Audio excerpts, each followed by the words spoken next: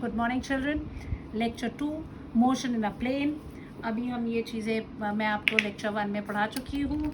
Vectors के बारे में मैंने आपको आइडिया दिया और बहुत टाइप्स ऑफ वेक्टर्स हमने किए। स्केलर क्वांटिटी वेक्टर क्वांटिटी में डिफरेंस हम कर चुके हैं। मैग्नीट्यूड की ज़रूरत होती है स्केलर को, वेक्टर को जो है वो मैग्नीट्यूड एंड डायरेक्शन की ज़रूरत होती है। And then we had studied the triangle law also. तो ट्रायंगल लॉ में हमने जो किया था उसका डायग्राम आप ध्यान रखेंगे, क्योंकि अभी हम पैरेललोग्राम लॉ करने वाले हैं।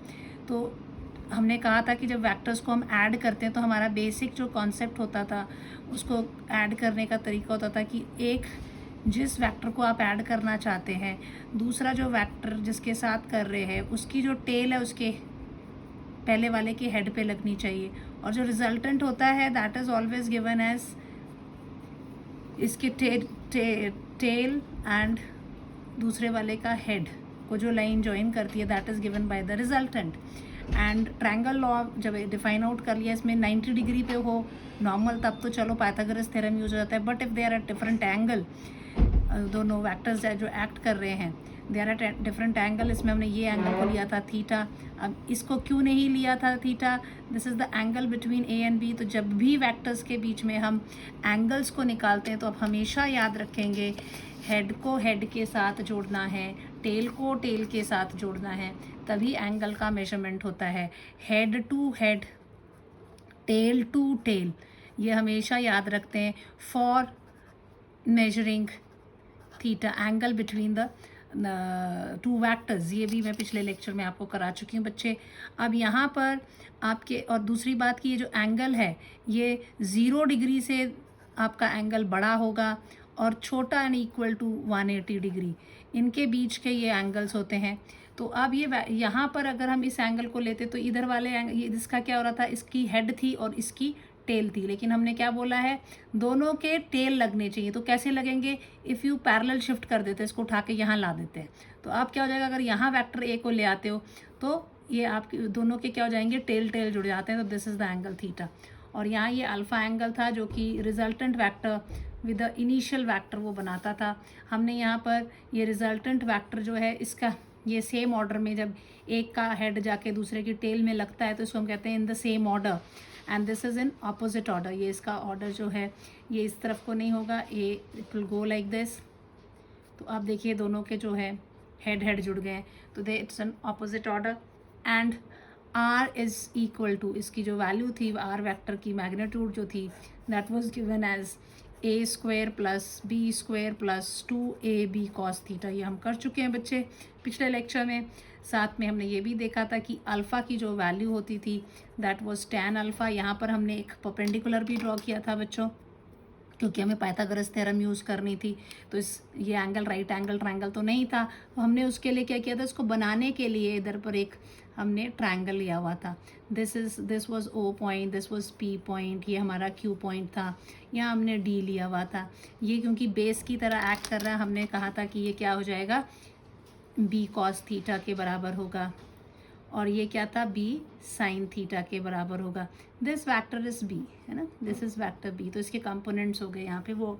तो दिस अल्फ़ा को निकालने के लिए हमने tan अल्फ़ा निकाला था। tan alpha is equal to क्या होता है, दिस परपेंडिकुलर अपॉन बेस। तो इसका फॉर्मूला जो पढ़ा था हमने बी साइन थीटा, आपको याद रखने हैं सारे, ठीक है, अपॉन ए प्लस बी कॉस थीटा।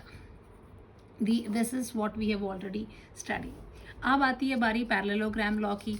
तो इसमें ये पैरेललोग्राम लॉ में ये कहा गया कि अगर मान लीजिए कि आपके जो दो वेक्टर्स हैं एक पॉइंट पर एक्ट कर रहे हैं, तो अगर ये पॉइंट है इसके ऊपर दो वेक्टर्स एक्ट कर रहे हैं, so if one vector is going like this and the other vector is going like this and they are represented by the adjacent side of a parallelogram, तो हम यहाँ पर एक पैरेललोग्राम ड्रॉ करते हैं इस लॉ के हिसाब से, है ना, इस तरह से ड्रॉ करते हैं।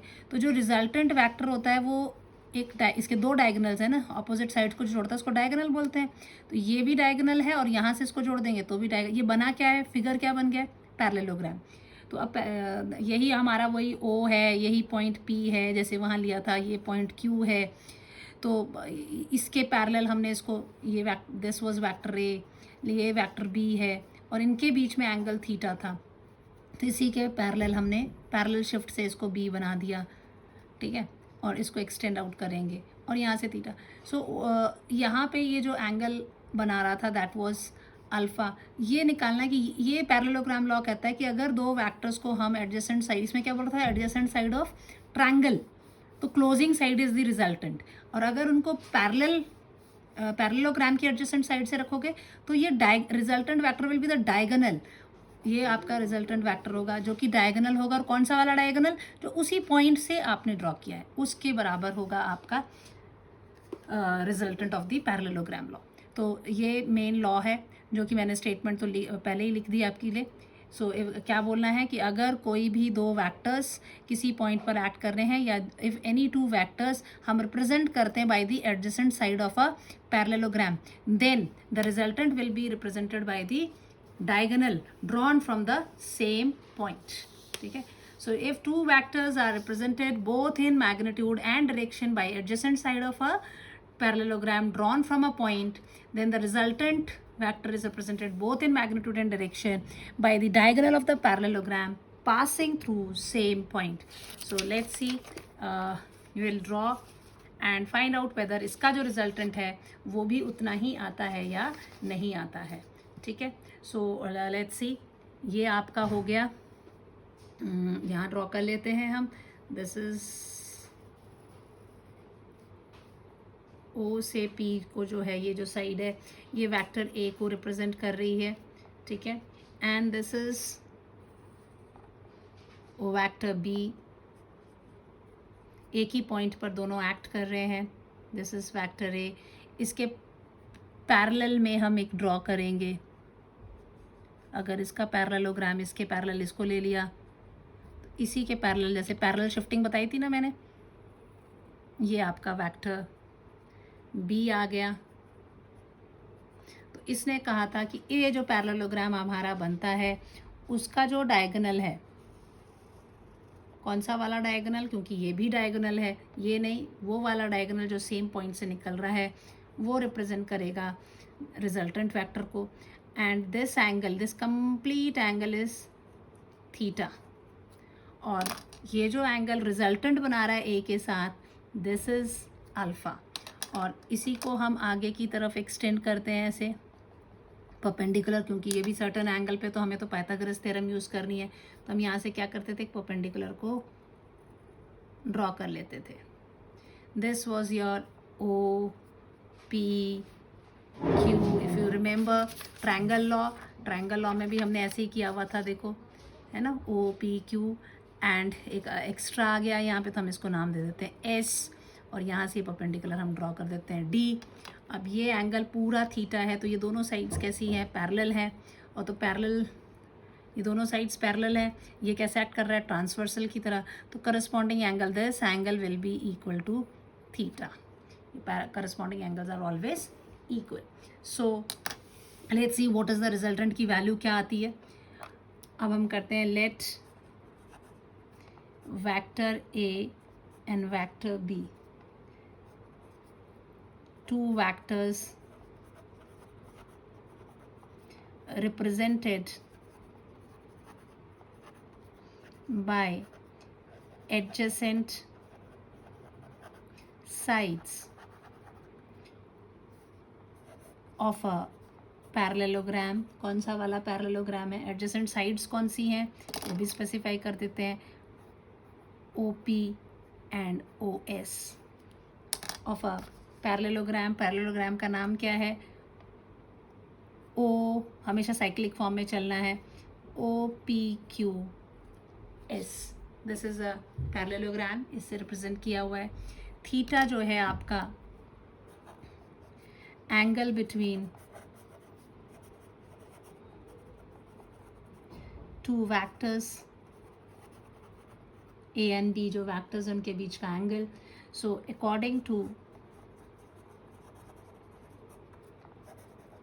parallelogram law of vector addition, vectors addition, resultant vector कौन सा, R vector is given by diagonal of the parallelogram drawn from same point.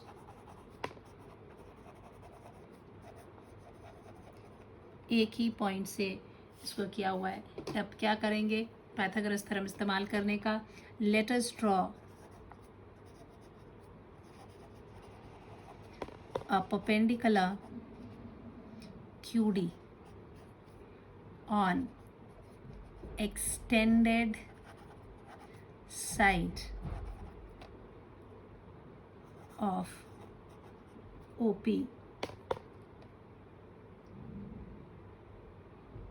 If we draw like this a perpendicular here such that आपका क्या आ जा रहा है, OQD is a right angle triangle. Right angled triangle. ठीक है. अब हम Pythagoras theorem जो है उसको इस्तेमाल कर सकते हैं. We can use Pythagoras theorem here. So what it will be by Pythagoras theorem?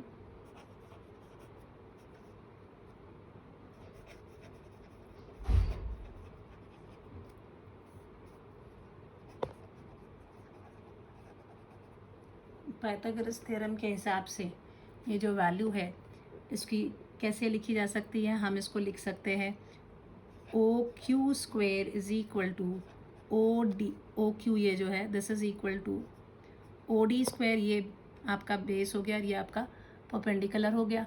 So this way we can write it is OD square plus QD square, जैसे कि OD को हम क्या लिख सकते हैं OP plus PD. So it is OP plus PD का whole square plus QD square. So this will be equal to what. OP क्या है, magnitude of vector A plus PD plus ये ब्रैकेट बंद होल स्क्वायर QD स्क्वायर. अब इसमें ना हमें PD की वैल्यू पता है ना QD की वैल्यू. जैसे हमने ट्रायंगल लॉ में निकाली थी वैल्यू, जैसे ही हम इसकी वैल्यू भी निकालेंगे और इसकी वैल्यू भी निकालेंगे. ये वैल्यू कितनी आएगी, PD is acting as a base. तो बेस क्या होता है, base is the hypotenuse into cos theta. So this will come out to be B cos theta. और ये परपेंडिकुलर है तो it will act as a B sine theta. So this is the magnitude of this factor, magnitude of the vector B. Let's see, हम इसको specify करना पड़ेगा आपको इस पे. सो कौन सा ट्रायंगल आप लेंगे, you will take in triangle. क्या नाम है इस ट्रायंगल का जो हम एज्यूम करेंगे यहाँ पे, QPD. In right angle triangle QPD in a right angled triangle. कौन सा वाला, QPD. इस ट्रायंगल में आपका नीचे क्या है, QD is equal to base और sorry not QD, it is PD is equal to base and QD is your perpendicular. Base is written as hypotenuse into cos theta, that is the magnitude of vector B cos theta, and this is equal to hypotenuse into sin theta. हमेशा याद रखना जो perpendicular होता है उसको hypotenuse into sin theta लिखते हैं. This will be magnitude of vector B sin theta. Now ये जो हमारी इक्वेशन थी, so the above equation OQ is what is, OQ is your R vector का मैग्नीट्यूड का स्क्वायर. सो नाउ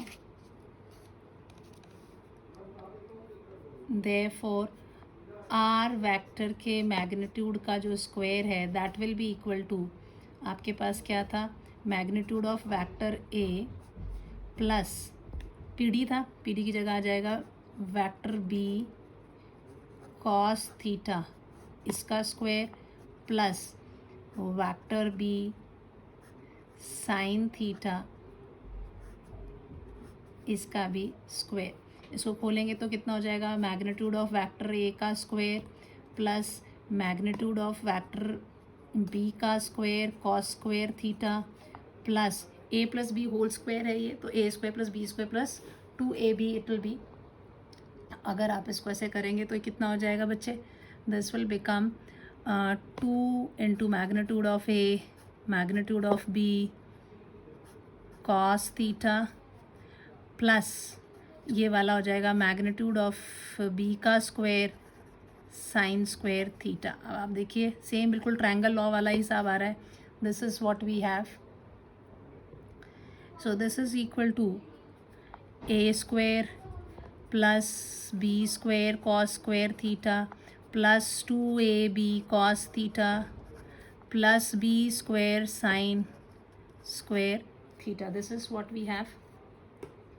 नाउ और simplify करेंगे तो ये चीज़ को देखिए, ये और ये दोनों के पास बी स्क्वायर है साथ में, if you write it as A square plus B square bracket के अंदर आ जाएगा sine square theta plus cos square theta plus 2ab cos theta. This is what we have.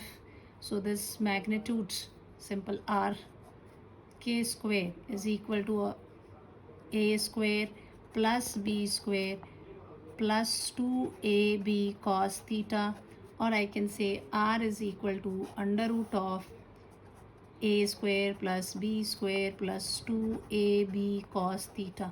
देखिए यही हमने पिछले लेक्चर में भी निकाला था, सेम चीज़ अभी फिर आ गई आपकी इसमें, सेम जो मैग्नीट्यूड है this is coming out to be the same. This is what it is a magnitude. अब बात आती है कि direction of R vector, direction of R resultant का जो डायरेक्शन है वो, क्योंकि R is a vector quantity, उसकी भी डायरेक्शन बताई गई है, ठीक है, उसकी पॉइंट से निकला था वो आर। आपने जो ड्रॉ किया है डायग्राम पैरेललोग्राम में, ये ड्रॉ किया था, ये आपका आर वेक्टर है, तो इसकी भी डायरेक्शन होगी। और ये कितनी अल्फा एंगल हम ले रहे हैं direction of R. So direction of R is that angle made, angle direction of r is direction is along the angle made by r vector with respect to initial vector a, ठीक है, initial vector जिसके साथ आप दूसरे vector को add कर रहे थे तो उसके साथ वो कितना एंगल बना रहा है, तो that is and it is given by alpha, ठीक है। So if you see the diagram, इसी में हमने यहीं पर ऐसे कि पीछे बनाया हुआ ना, this was a Q D, ये पॉइंट डी था, ये आपका आ गया था बी साइन थीटा, ये आ गया था आपका बी कॉस थीटा, क्योंकि बेस की तरह एक्ट कर रहा था। अगर ये ट्रायंगल को अगर आप देखो जैसे अल्फ़ा वाले एंगल के साथ, तो आप अल्फ़ा अगर निकालना चाहते हो तो टेंजेंट की वैल्यू लेंगे तो perpendicular upon base, perpendicular will be cos sine theta. So this is here we can write that tan alpha या इन ट्रायंगल कौन सा वाला, ओ क्यू डी, ये ट्रायंगल हम ले रहे हैं। इस ट्रायंगल में इफ़ वी टेक tan of alpha, that will be equal to perpendicular upon base। तो perpendicular क्या है, perpendicular कौन सी साइड हुई है आपकी, QD अपॉन बेस कौन हुई, OD। अब OD को क्या लिख सकते हैं हम, OD can be written as OP plus PD। OD is your B sin theta, this is your A plus B cos theta। So alpha is equal to tan inverse of B sin theta upon A plus B cos theta. तो देखिए बच्चे, हम लोगों की जो value triangle law में आई थी, this was the value which we had, same values आपकी आ गई हैं। तो यानी कि अगर आपके वैक्टर्स को आप कहीं पे भी डिफरेंट डिफरेंट सिचुएशंस में, कभी ऐसा हो सकता है कि जो वैक्टर्स हैं एक के पीछे एक एक्ट कर रहे हैं, तब भी आपने रिजल्टेंट निकालना है, तो आप यही फॉर्मूला यूज़ करेंगे। अगर वो दो वैक्टर्स जो हैं they are acting on at a point, same point वो एक्ट कर रहे हैं, जैसे ये पॉइंट था, इसके ऊपर ये दोनों वैक्टर एक्ट कर रहे थे, तो दे कैन फॉलो, दोनों के दोनों उस तरफ को भी लग सकते, दोनों उधर से जा रहे, मतलब दोनों का हेड है या फिर दोनों का टेल है। तो लेकिन रिजल्ट जो आ रहा है that is the simple same formula a square plus B square. ये आपको याद रखना है, न्यूमेरिकल्स में यूज़ होगा। Now will take the special cases, क्योंकि रिजल्ट्स हमारे सेम आ रहे हैं, तो जो स्पेशल केसेस हम लेंगे अभी इसमें, will take the special cases for the resultant and direction. ठीक है, special cases for resultant R and its direction। तो सबसे पहले बच्चे क्या चीज़ आपको याद रखनी है, जो main, that is R is always equal to under root of magnitude की बात हो रही है, तो it is a square plus B square plus 2ab cos theta. ये फॉर्मूला हर बच्चे को याद होना चाहिए। और दूसरी जो बात आपको याद रखनी है, that is tan alpha is equal to b sine theta, b sine theta upon A plus B cos theta. ये दो फार्मूलाज बिल्कुल याद रखिए। अब हम केसेस लेते हैं। पहला केस लेते हैं कि vector A and vector B अगर एक ही डायरेक्शन में एक्ट कर रहे हैं। Case 1, if vector A and vector B are acting in same direction में वो एक्ट कर रहे हैं, ठीक है। अगर उनकी डायरेक्शन सेम है तो angle theta will be what, same direction का मतलब है कि theta is equal to 0 degree, right. So resultant क्या हो जाएगा, the resultant is going to be equal to under root of a square plus B square plus 2ab cos 0 degree. Cos 0 की value होती है 1, so it will be equal to under root of a square plus B square plus 2ab, so which is a perfect square. So this is equal to, I can write it as a plus b का whole square which is equal to a plus b बाहर निकल जाएगा। तो it's a simple addition of the two, simple addition ही है दोनों vectors का, अगर if they are acting in the same direction, ठीक है। अब एंगल की बात भी देख लेते हैं कि क्या होता है। so tan alpha will be equal to what, tan alpha आ जाएगा आपका B sine 0 degree upon A plus B cos 0 degree. Sine 0 is equal to what, 0, so this is equal to 0 upon A plus B because cos 0 is 1। This implies alpha is equal to 0 degree, यानी जिस direction में वो vector act कर रहे हैं उसी में वो एक्ट करेंगे। तो यहाँ से आप क्या कंक्लूजन निकाल रहे हैं कि जो रिजल्टेंट वेक्टर होगा वो सम ऑफ द वेक्टर्स के बराबर है। Resultant is equal to the sum of the vector and direction कैसी है, same as that of the vector. So this is what the resultant is, you can say sum of magnitude of two vectors, and ये imply करता है direction of resultant is same as that of given vector। ठीक है बच्चे, अब आते हैं case 2 पे। अगर मान लीजिए आपके जो दोनों वेक्टर्स हैं they are anti parallel, if vector A and vector B are anti parallel. यहाँ सेम डायरेक्शन भी बोल सकते हैं या क्या बोल सकते हैं, दूसरा पैरेलल है। अब ये anti parallel means opposite direction.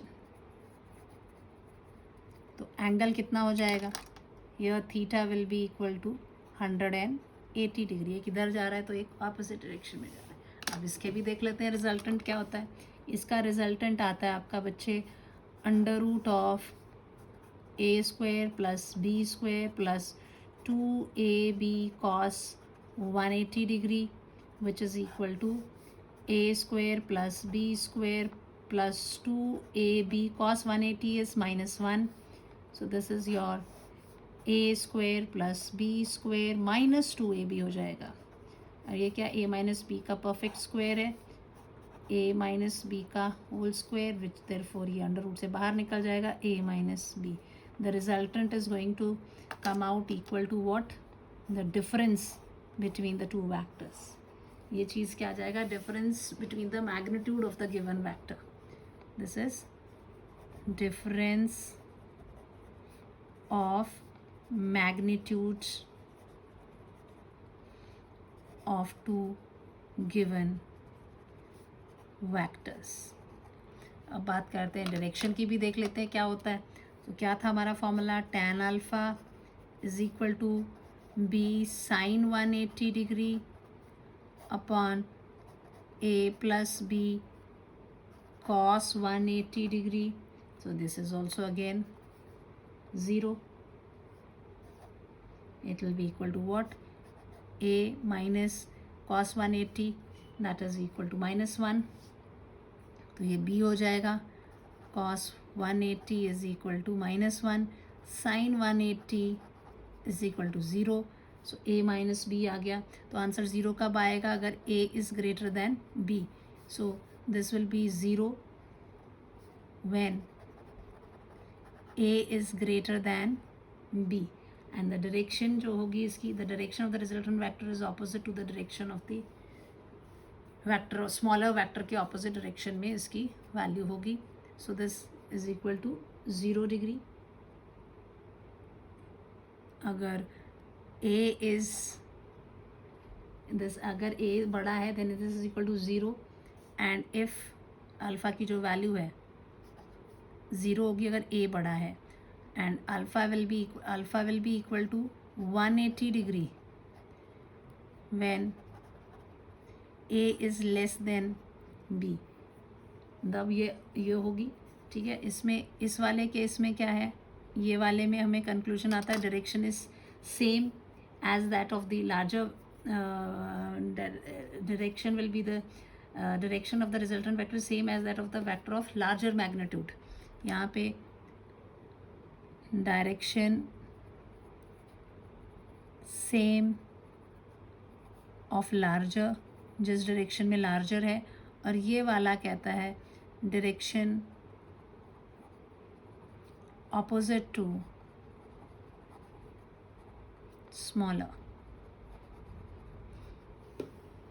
Smaller vector के ऑपोजिट डायरेक्शन में जो है रिजल्टेंट वेक्टर की डायरेक्शन जाएगी। So this is what we have. अब आता है अभी केस 3। ये सारे क्वेश्चंस ना घुमा के ऑब्जेक्टिव टाइप क्वेश्चंस में आ जाते हैं, should know where to apply them, ठीक है। अब अगर मान लो कि vector A and vector B जो है परपेंडिकुलर टू ईच अदर है। So if vector A and vector B are perpendicular to each other. Perpendicular to each other means theta is equal to 90 degree. फिर वही फॉर्मूले में डालना है हमने, हमें तो कुछ है ही नहीं, हम एक बार फॉर्मूला निकाल चुके हैं। R is equal to under root a square plus b square plus 2ab cos 90 degree. cos 90 कितना हो जाता है आपका, that is 0। So this will be equal to under root of a square plus b square as cos 90 is equal to 0. So this r की value आपकी इतनी आएगी। और अल्फ़ा की बात करेंगे तो it will B tan alpha. ये बात करी तो this is b sin 90 degree upon a plus b cos 90 degree. So this is b, sin 90 is 1. So this will be equal to आपका इधर पे this will be equal to how much बच्चा? b रह जाएगा. sin 90 is equal to 1 divided by a plus b cos 90 is equal to 0. So this is equal to b upon a. So alpha is equal to tan inverse of b upon a. ये दो conclusions आपके अगर वो perpendicular होंगे तो बच्चे ये values आपको याद रखनी है कि this will be the value of angles. ठीक है. अब यहाँ पर आपको ये हो गया, दिस इज़ ये आपकी क्या कैसी वैल्यू है, ये a plus b, this is the maximum, कि जब उनकी डायरेक्शन सेम होती तो मैक्सिमम रिजल्टेंट आता है. This is minimum. अगर अपोजिट डायरेक्शन है then this is your minimum. ठीक है. रिजल्टेंट जो है आपका मिनिमम है. अब इसमें भी अगर आप ये दे दो, मिनिमम में भी केसेस अगर देखना चाहो कि minimum number of vectors of equal magnitude उस रिजल्टेंट ज़ीरो कितने होंगे, कि वो कितने वेक्टर्स होने चाहिए. तो अगर इन दोनों का मैग्नीट्यूड सेम है so you write it as A is equal to B. सो ऐसे कितने पॉसिबल होंगे. एक ही पॉसिबिलिटी है कि देर आर टू वेक्टर्स जिनके मैग्नीट्यूड सेम हो तो resultant is zero if they are anti parallel to each other. चलिए, ये तो होगी बात यहाँ की. अब आप एक नेक्स्ट जो लॉ आपको करना है that is polygon law of vector addition third. ठीक है. पहला हमने पढ़ा ट्रायंगल, फिर हमने पढ़ा पैरेललोग्राम. अब हम पढ़ेंगे the third law that is polygon law of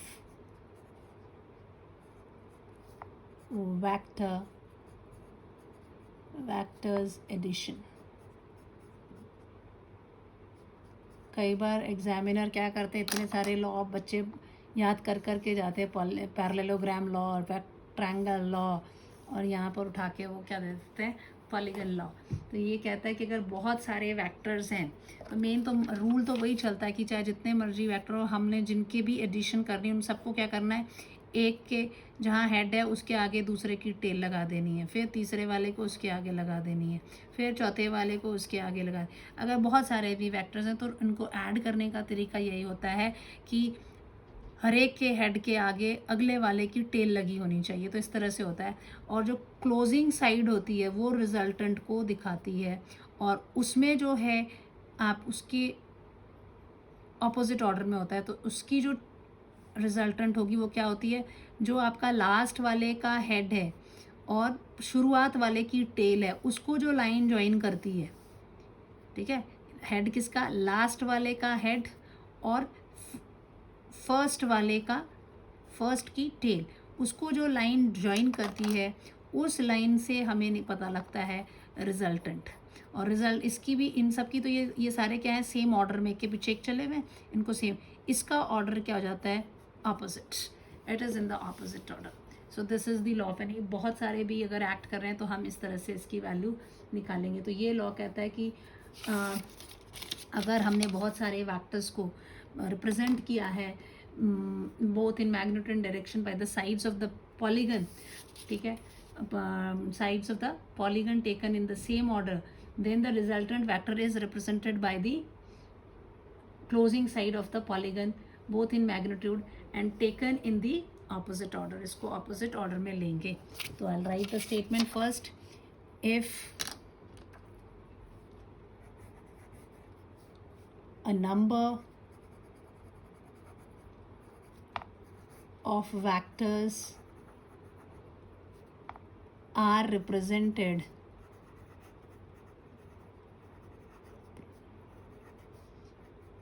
both in magnitude and direction by the sides of a polygon. Polygon यानी जिसकी बहुत सारी साइड्स हैं, पॉलीगन टेकन इन जैसे जिसमें 3 साइड है हम ट्रायंगल बोलते हैं, 4 साइडें हैं तो हम क्वाड्रिलेटरल बोलते हैं, 5 है तो पेंटागन, 6 है हेक्सागन, इस तरह से बढ़ता जाता है। जिसके बहुत सारी साइड है हम जनरल नाम दे देते हैं polygon. So taken in same order, अगर ये सब सेम ऑर्डर में लिए हुए हैं तो हम the resultant, then the resultant triangle law के हिसाब से ये बिल्कुल जैसे ट्रायंगल में भी अगर दोनों ये ट्रायंगल की साइड्स के साथ हम रिप्रेजेंट करते थे तो हम कहते हैं closing side of a triangle taken in opposite order, इसका ऑर्डर ऑपोजिट ले लेते थे। सो पॉलीगन में भी बहुत सारे हैं तो एक ही ऑर्डर में लिए हुए, तो closing side will represent the resultant. लेकिन जो पैरेललोग्राम था उसमें क्या था, ऐसे 2 वेक्टर्स एक्ट कर रहे हैं, तो ये इस पैरेललोग्राम का जो ये डायगोनल है इसी पॉइंट से जो डन है वो रिजल्टेंट बताता था। So taken in the same order then the resultant is represented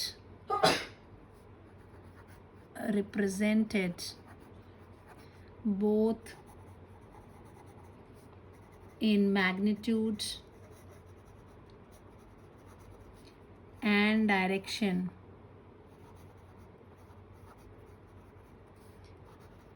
by the closing side of a polygon of the polygon taken in opposite order। ठीक है, पॉलीगन की बहुत सारी साइडें हैं तो ये उसकी ऑपोजिट साइड में। अब हम हम मान लो 4 से ज़्यादा वेक्टर्स ले लेते हैं, ठीक है, तो उसका रिजल्टेंट हमें निकालना है। हम क्या करेंगे, यहाँ से मान लीजिए ये आपके पास, यहाँ से स्टार्ट करते हैं और ये एक वेक्टर हो गया, दिस इज से ये वेक्टर ए हो गया, ठीक है।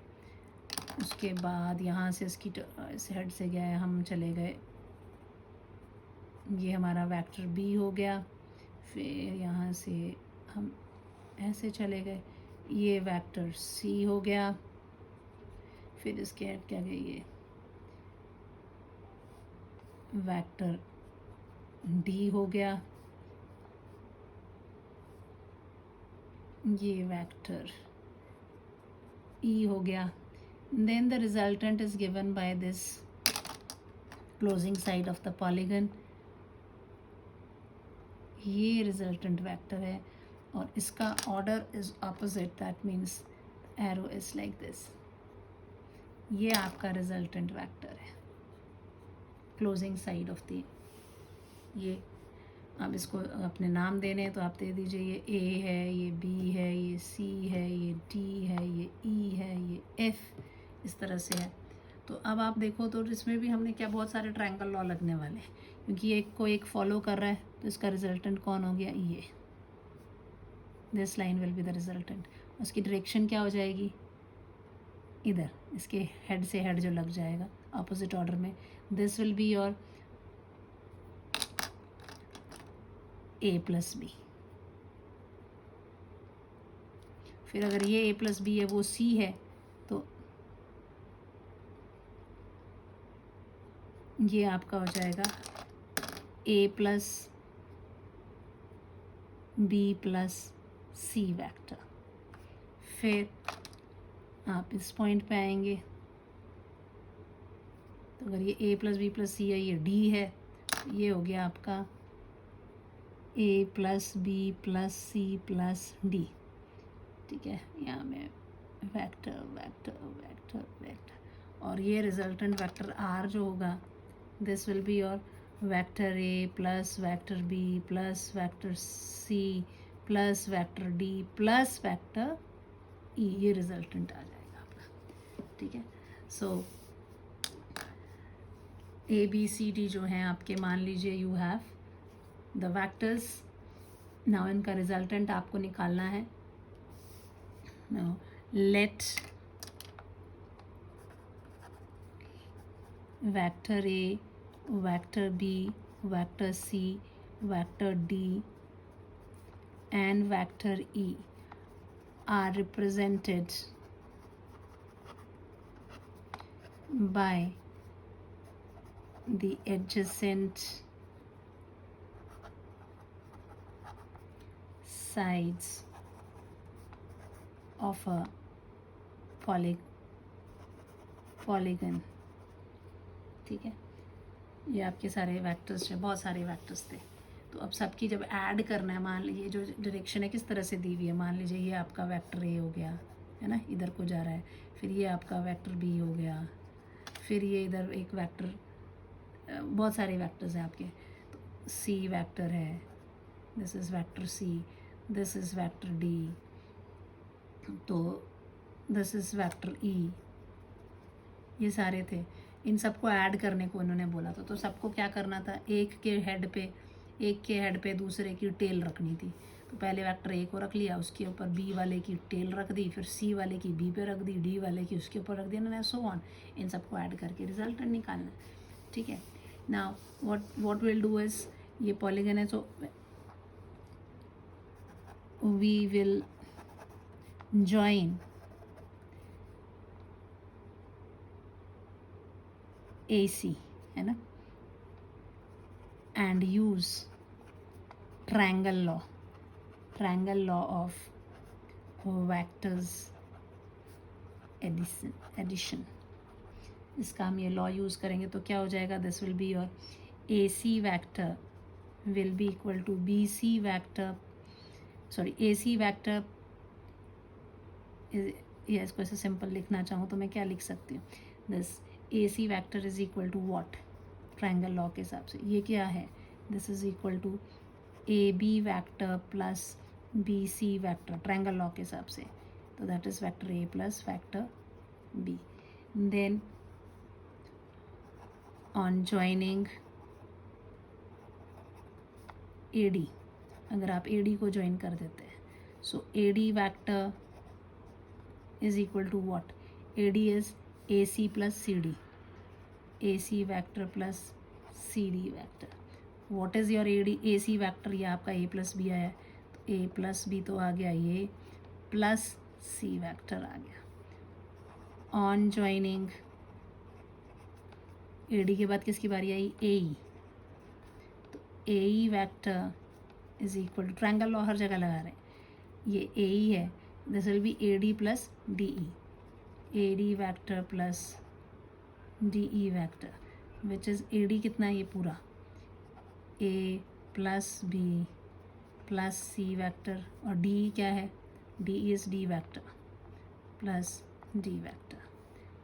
फिर आप इसको करेंगे finally applying the triangle law, किस पे लगाएंगे, finally applying triangle law on triangle, कौन सा वाला, AEF, सो जो AF वेक्टर है, this will be what, AE vector plus EF vector. AE कितना आया है हमारा, A vector plus B vector plus C vector plus D vector, और what is EF, that is your E vector. So this is the resultant vector is equal to this. ये हो गया जी आपका polygon law, ठीक है। अब इसकी properties भी हैं बहुत, लेकिन उससे पहले आई वुड प्रॉपर्टीज़ अगर आप देखें, सब्ट्रैक्शन बाद में देखेंगे, चलो एडिशन की ही हम प्रॉपर्टीज़ देख लेते हैं। We have some time now, properties of vector addition, properties of vector addition. अब वेक्टर एडिशन में जो प्रॉपर्टीज़ है, सबसे पहला वेक्टर एडिशन जो है ये कम्यूटेटिव है, ठीक है। So first one is vector addition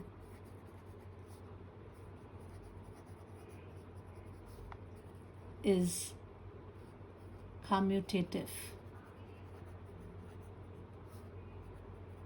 commutative means A plus B is equal to B plus A, यानी वेक्टर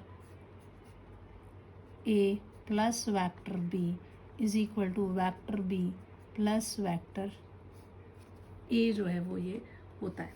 अब कैसे इसको हम प्रूव करेंगे? तो अब अगर मान लो vector A plus vector B है, ये आपका हो गया वेक्टर ए, ठीक है, दिस इज़ वेक्टर ए, इसको ऐड करना है वेक्टर बी से, तो आप ऐसे करेंगे, इधर पे आप वेक्टर बी बनाओगे, है ना। तो ट्रायंगल लॉ के हिसाब से क्या हो जाएगा? This will B the resultant, और ये इसका हेड, इसकी टेल इस पे लगी, और ये रिजल्टेंट वेक्टर पहले वाले का हेड टेल और फाइनल वाले का head, this is what we have. ठीक है, अगर दो वेक्टर्स हैं, इसको हम रिप्रेजेंट कर रहे हैं magnitude and direction by the sides of triangle. So now if vector A and vector B are represented by magnitudes and direction by sides, कौन कौन सी साइड्स हैं, इसको नाम दे देते हैं ओ पी क्यू, है ना, sides O P and P Q of triangle, कौन सा वाला, O P Q, then by triangle of vector addition, then by triangle law of vector addition, what it will become, addition से क्या हो जाएगा, this will be your O Q जो vector है, that is equal to O P vector plus P Q vector, which is equal to what, A vector plus B vector. ठीक है, अब आपको दूसरा ट्रायंगल लॉ अप्लाई करेंगे हम एक अलग ट्रायंगल पे। अब अगर ये है when A is added to, ठीक है, to add vector A and vector B, तो पहले ये इसकी है, इसका हेड पे उसकी tail, now to add vector B to vector A, तो क्या करेंगे हम, ये वेक्टर बी को हमने ए से ऐड करना है, तो हम यहाँ पर क्या ले लेते हैं, इसके पैरेलल ही ड्रॉ करना पड़ेगा ना, दिस इज थोड़ा सा,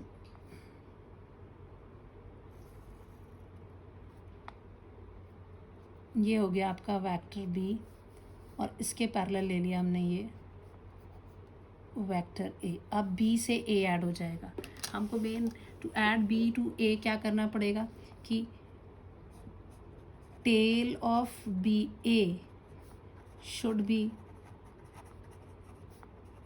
ऑन हेड ऑफ बी, ऐसे बनेगा, राइट। सो इसका नाम हो गया ये ओ पी क्यू, इसको हम नाम देते हैं एस। ठीक है, पैरेललोग्राम सा एक बन गया। जब ए और बी को ऐड किया था तो क्या किया था, tail of B on head of A, ऐसे किया था ना, ये ऐड करने के लिए हमने ये चीज़ लाई थी। ठीक है, अब इस वाले में ये करना है तो हम ये लेकर आएंगे। सो अब ये हो गया। So in triangle O S Q using triangle law क्या हो जाएगा, उसके हिसाब से दिस ओ क्यू जो है that will be equal to what, O S vector plus S Q vector, which O S is what, that is b vector plus a vector. What is oq, that is the r vector. So here it is coming oq, यहाँ a plus b और यहाँ क्या आ रहा है, oq is coming out to be, this is my first, this is my second. So from 1 and 2 if you see that from 1 and 2 a plus b is equal to b plus A, यानी कि आपके जो vector addition है वो कैसा है, it is commutative. ठीक है, अब आती है सेकेंड प्रॉपर्टी, वेक्टर एडिशन जो है वो एसोसिएटिव भी है।